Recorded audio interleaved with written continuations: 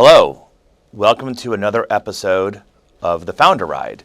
I'm Randy Gerber. I am the founder of Gerber LLC, which is a professional service firm exclusively advising first-generation entrepreneurs, and Founder Farm, a separate company that is an online community exclusively for entrepreneurs, where they can share ideas and commiserate together with the difficulties and challenges and wins of being an entrepreneur.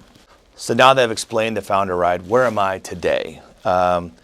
Frankly, and I don't want to say this, but it's the truth, that's how I feel, is I'm feeling trapped. And the intoxicating stage is always so fun, and then the next phase is trapped. And I'm feeling trapped due to just we have a lot of initiatives happening at once. We've had some personnel changes that make it harder to move forward. We are moving forward. We're going through that. Maybe I'm at the beginning of light at the end of the tunnel. I can see a path forward. But at the moment in this ride, I'm feeling trapped. And for those of you who've heard me talk about this before, the Founder Ride is you keep repeating in cycles. It's not a one-way street. And so this year very much started out very intoxicating with what we're doing. Some big projects were coming to an end, launching Founder Farm this year, which is super exciting. But then people changes and just life getting in the way, and in some respects, even the election of 2024, which is tomorrow, is making me feel trapped. But I know we're going to get through it. Today's discussion is about strategy. And the strategy is a really important topic, particularly for first-generation entrepreneurs, small businesses in general, because in my experience, most entrepreneurs don't engage in a meaningful strategy. They don't engage in a process to help them develop strategy in general.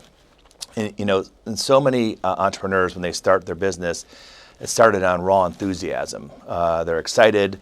In our ride of the entrepreneur, we call it the intoxicating phase, where you start a business, new idea, whether it be born out of frustration with something else, or you identify an opportunity and you have just super raw enthusiasm. And then you get stuck in this phase where you're trapped, where you're like, holy smokes, what am I doing? Why am I doing it? And then you see light at the end of the tunnel as time goes on, and then you, of course, get into an acceleration stage and then sustainability. And the issue we see is that through that whole ride of the entrepreneur, they don't stop and think about where are we strategically. So the beginning parts of their business is often done by brute force, simply just work really hard. And the brute force and the enthusiasm takes people to a place where they have some degree of success. And that's an important part to understand, that if you can survive through these phases of being an entrepreneur, and you really can get yourself 3 to 5 years in business, realistically, you're probably making a good living and you have a good life relative to most Americans, and you're happy and you're satisfied. However, most entrepreneurs don't really invest in their business from a strategy perspective to improve their enterprise value. And that is the question you should ask yourself is, what business do we want to be in? Who do we want to serve, and how do we want to serve them? And be very strategic about that. We see so many clients when they come on board where they're providing either services or providing products that don't make any money. It generates revenue, consumes time, consumes overhead, but they don't make any money. And so many times entrepreneurs are very confused between revenue and profit. When you're engaging in strategic decision making and you have a strategy, you're thinking about how do we make a good return on our investment, and how do we create enterprise value. And the other thing that we see so often is that even if an entrepreneur does take a pause, where they stop and think strategically about their business and develop ideas and develop strategies, a high percentage of those folks never execute on it. They don't actually put those strategies in place in their business. And so in our experience, from our own experience and also from our clients that are really good at strategy, it's a process. You really have to figure out, how do we engage in a process to be strategic?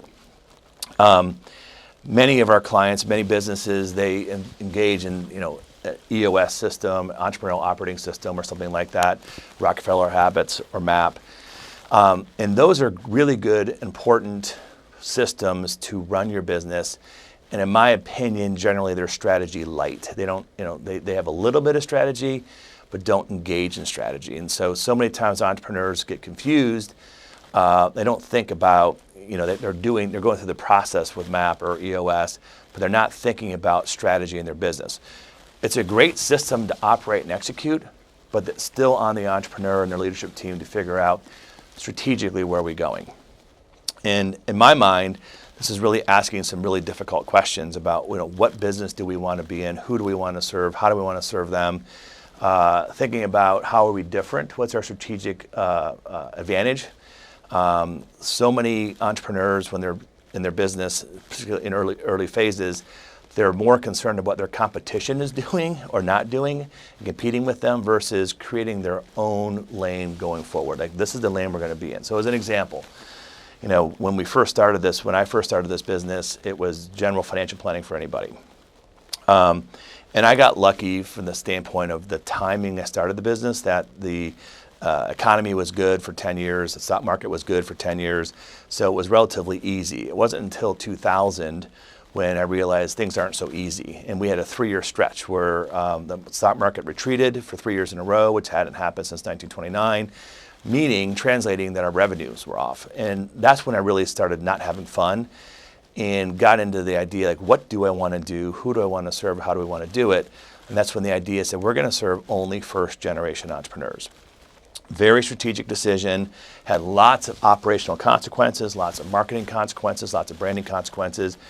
And it took us, a few years to go through that pivot. A few difficult years, a few, fun years, exhilarating years, but we got through it and it's made a big difference. And so even launching Founder Farm was a very strategic decision in terms of where we're going with our journey helping entrepreneurs. So I don't want you to think that strategy is something that you just check a box and get it done. It's hard. Oftentimes you have to engage other people to help. You have to engage, peers, other entrepreneurs to help you, see where you should be going. And it takes time to make the transition, for sure. And it's also, to be candid with you, it's scary in terms of making these big transitions, because oftentimes you're walking away from revenue, perceived profit, walking away from familiarity of how you do business or not do business, and engaging in the unknown. The other thing that I think is really more important than ever today is that the pace of business seems to be moving so rapidly. I was thinking about this presentation, like, should I be doing this presentation or should AI be doing this presentation today? Could you plug into some ChatGPT or Microsoft Copilot or something like that and say, hey, what business should we be in? What should our strategy be? And maybe, maybe someday that comes down the road, but I think the human creativity, the emotions that you don't get from AI are really important to engage in a strategic process. I think more than ever, I think that artificial intelligence can be your partner in developing strategy, for sure. And I think a simple way to do that is put in your tool, what you're trying to do strategically, and then ask ChatGPT or Copilot or whatever to interview you back, to ask questions around where you're going. And those questions that the AI is going to ask you are very thought-provoking, and probably questions that aren't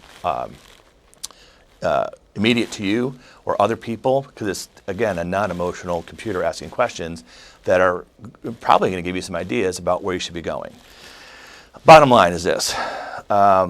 Engaging in strategy is a process. It's a regular routine process. I do think at a minimum, reviewing your strategy every year is important. And I think more than ever, you have to change locations. You have to get yourself out of your routine and go somewhere else physically where you can have the emotional freedom, the mental freedom to think and dream and create. I think it's got to be a collaborative process with other people to help you really understand together where you want to go and why you want to go there, and challenge each other around those ideas. And then put that strategy into an operational position, operational system, and execute on it. Of course, there's going to be times when the strategy that you decide is wrong. Or maybe wrong is probably the wrong word, but it's not perfect or it's not efficient. and you have to tweak as you go. I think for most businesses, unless you're super seasonal, I think doing that quarterly, sitting back and taking a review of your strategy every quarter makes a lot of sense. Now, some businesses that are very seasonal, you should go with a seasonality and make those changes. Regardless, once you start a tempo, you'll understand that tempo and you'll modify your needs, your business to that tempo. I also think it's really important to go back and look over the years what strategies you've engaged and what worked and what didn't work. What were the things that were good ideas, not good ideas, or failed and why they fail. It's always enlightening and embarrassing at the same time when I go back and review some of the strategies we put in place. And I keep them and I review them over time. And it's just interesting some of the thoughts that you have.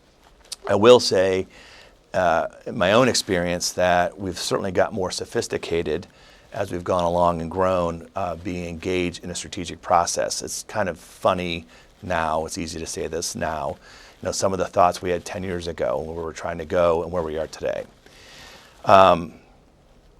Regardless, this is an important conversation. We're happy to help and talk to you about it.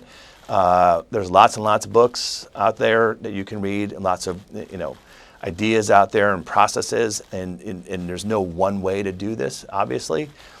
What works for you, but for sure, you have to engage in a process. So thank you for your time today. I appreciate it. As mentioned earlier, feel free to reach out. We're happy to talk to you about strategy and process. Thank you for your time. We'll talk to you in our next episode.